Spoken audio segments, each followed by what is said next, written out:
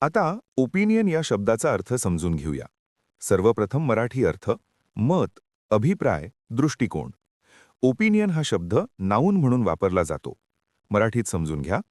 Opinion म्हणजे एखाद्या व्यक्तीचे एखाद्या विषयाबद्दलचे वैयक्तिक मत किंवा श्रद्धा, जी वस्तुस्थितींवर आधारित नसू शकते. English meaning a personal view, belief और judgement about something.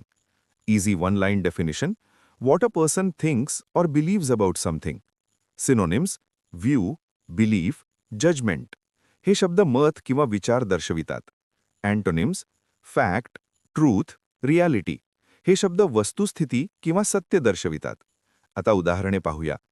Everyone has a different opinion on this matter. या विषयावर प्रत्येकाचे मत वेगळे आहे. इथे ओपिनियन म्हणजे वैयक्तिक मत.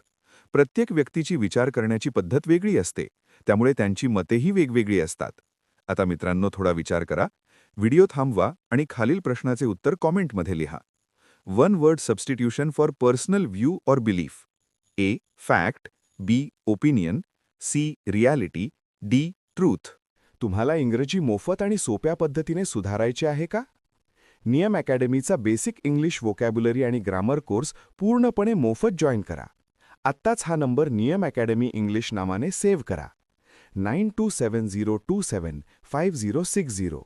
नंतर व्हॉट्सॲपवर हॅलो सर असा मेसेज पाठवा. दररोज व्हिडिओ प्लस MCQ सराव मिळवा.